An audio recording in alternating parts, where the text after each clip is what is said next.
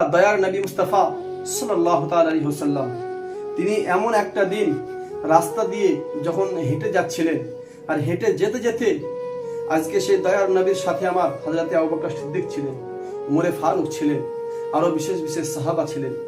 নবী পাক সাল্লাল্লাহু তাআলা আলাইহি ওয়াসাল্লাম নবী আমার এক জায়গা দিয়ে রাস্তা যখন হেঁটে যাচ্ছিলেন, রাস্তা দিয়ে হেঁটে যাওয়ার সময় থমকে এক জায়গায় দাঁড়িয়ে পড়লেন।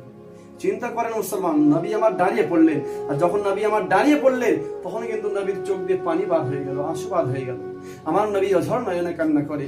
নবী পাককে জিজ্ঞাসা করা হলো যে ইয়া রাসূলুল্লাহ, ইয়া হাবিবাল্লাহ নবী, ফিদাকারি উম্মি, আপনার পদতলে আমার মাতা পিতা কুরবান যাক নবী। হযরত আবু বকর বলতেছে ইয়া রাসূলুল্লাহ, এর আগেও তো আপনি এই রাস্তা দিয়ে হেঁটে গেছেন, এই রাস্তা দিয়ে সফর করেছেন, কিন্তু অন্যটা দিন আপনি কাঁদেন নাই, আজকে কেন আপনি এখানে দাঁড়িয়ে পড়লেন, আজকে কেন এখানে আপনি চোখের পানি ফেলছেন? তখন নবী পাক আমার বলতেছে হে সাহাবা আবু বকর, তুমি জঙ্গলে চলে যাও, আর ওই জঙ্গলে যাওয়ার পরে একটা খেজুরের ডালকে ভেঙে নিয়ে এসো। খেজুরের ডালকে যখন ভেঙে নিয়ে আসার কথা বললো, নবীকে জিজ্ঞাসা করে ইয়া রাসূলুল্লাহ, আপনি খেজুরের ডাল কি করবেন? বলে আবু বকর, তোমাকে বললাম তুমি চলে যাও।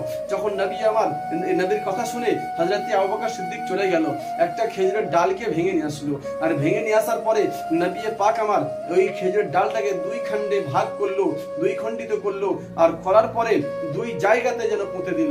সাহাবারা জিজ্ঞাসা করে ইয়া রাসূলুল্লাহ, ফিদাকা বি উম্মি, আপনার পদতলে আমার মাতা পিতা কুরবান যাক নবী গো, এর রহস্যটা একটু আপনি আমাদেরকে জানিয়ে দেন। তখন নবী আমার বলতেছে শোনো, এই রাস্তা দিয়ে যখন আমি হেঁটে যাচ্ছিলাম, হেঁটে যাওয়া অবস্থায় আমি নবী, দয়াবান নবী, আমি রাহমাতুল লিল আলামিন নবী, আমি আলিমুল গায়ব জাননেওয়ালা নবী, এই জায়গাতে যে দুইখানা কবর রয়েছে, আর এই কবরের মধ্যে আজকে নাই নাই করে 300 বছর আগেকার পুরাতন কবর, আজকে এই জায়গার দুইখানা কবর রয়েছে, আর এই কবরের মাঝখানে দুইখানা ব্যক্তি শুয়ে আছে, তারা আযাবের মধ্যে রয়েছে, তারা কষ্টের মধ্যে আছে, তারা পেরেশানির মধ্যে আছে।